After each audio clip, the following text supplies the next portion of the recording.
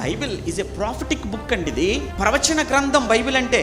Bible దేవుని గ్రంథం కాదు అని ఎన్ని ప్రయత్నాలు చేశారు నిరూపిద్దామని, ఎవ్వడి వల్ల కాలేకపోయింది, ఎవ్వరి వల్ల కాదు.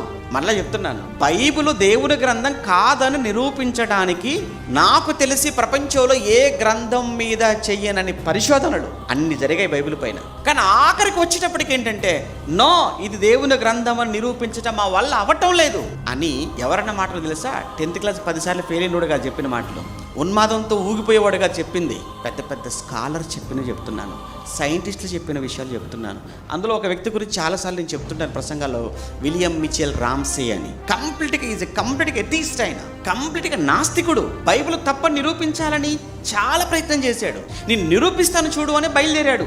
చాలా ఏమైనా ఆర్కియాలజికల్గా మొత్తం తవ్వి ఆ ఏరియాలన్నీ తిరిగి మొత్తానికి బయటకు వచ్చేసిన తర్వాత ఒకటే మాట అన్నాడు, నిజంగా బైబిల్కున్నంత పురాతత్వ శాస్త్ర సంబంధమైన, భౌగోళికమైన శాస్త్రీయమైన ఆధారాల ప్రపంచంలో ఏ గ్రంథానికి నేను చూడలేకపోయాను.